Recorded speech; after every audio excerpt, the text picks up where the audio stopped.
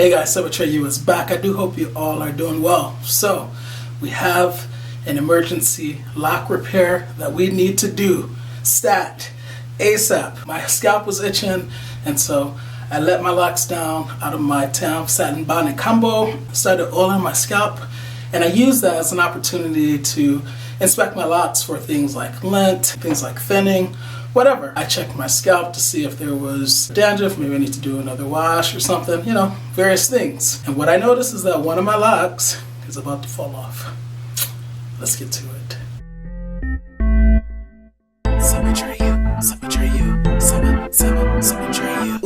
Alright, so I'm being slightly dramatic. It's not about to fall off, but if I didn't do the things that I preached to you guys, then it would have fallen off by now. So, let me show you the lock.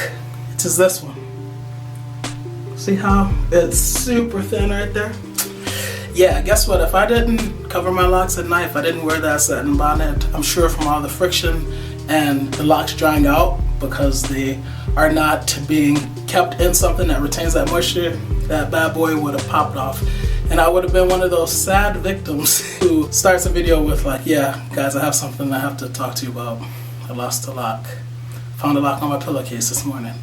But because I actually do follow the advice, I'm not just spitting things that catch views to you guys out there, like I'm actually practicing what I preach and it's useful information. I didn't lose the lock.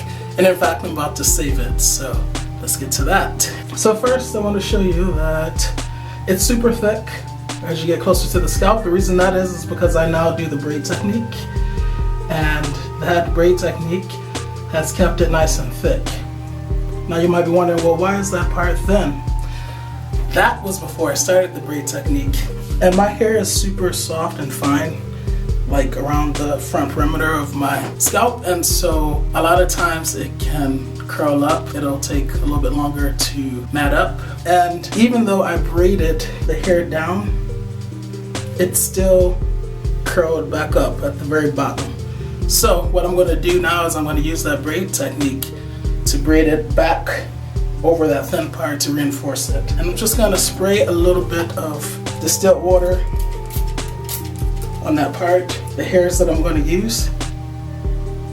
And you see it as I see how they're like there? Okay, I'm just gonna use those hairs. It's enough hair to cover that spot. I just need to get it to go down the length of the lock and fill in that spot. The same reason why a lot of people who interlock don't use water when they interlock, or they interlock with their, or maybe sister lock. I can't remember. Interlock. I've heard both, but a lot of people do it dry because if you do it wet and the interlock and it's tight, then once your hair dries, it compresses even more and then it's even tighter. So I want to use that compression factor on my side in this case. As I braid this hair around the lock, I want it to tighten after I'm done braiding. Alright, so don't mind me, I'm going to be looking in the mirror so I can do a good job. So I'm just getting the hair, I'm sectioning it into 3 parts. So sectioning the hair, the loose hair, into 2 parts, and then I'm using the lock as the 3rd part. And then I'm just going to braid that new growth around the lock. Okay, I've shown you in a previous video how to do this. So you can check out that braid technique on Dreadlocks video if you want a really step-by-step guide to how to do this. Basically, I'm just taking that loose hair and I'm braiding it around the lock. And I'm going to spray it again because, as I said, I want it to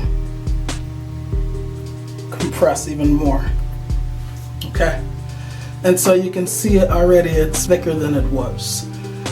And you see there's still even more extra hair that I could use to try to braid in further down. I think with this one, because there is just such loose hair all the way around, I'm just going to start grabbing the new growth, loose hairs, the frizz, and wrapping it around the lock. Okay? And so as you see, it's actually thicker than what it was. But because it's still thin there, I'm going to actually use some beard hair. So I'll be right back. Alright, so I just went to my reserve and got some beard hair that you probably can't really see all that well. It's nice and shampooed and conditioned because I did that to my beard. I did those things to my beard before I cut it off. So what I'm going to do is I'm going to use just a little bit of my beard hair, spray it with some water, and then I'm going to find that thinner spot, which is about right there. And then I'm just going to kind of like finger twist that beard hair in that area. My fingers are blocking the view, my apologies. To kind of spread it out a little bit so you can kind of see that it's starting to congregate along the length of the lock. And then once it has spread out more, then I'm going to start to palm roll to really get it in there. Alright, so it's going to thicken up in that area as I kind of adjust the hair to the part of the lock that I really needed and wanted. And I'll spray that area a little bit more, spray that beard hair a little bit more so that it's more malleable. And I'm just going to keep palm rolling. So eventually it'll get to the thickness that I want it. I'll check back in once I'm done.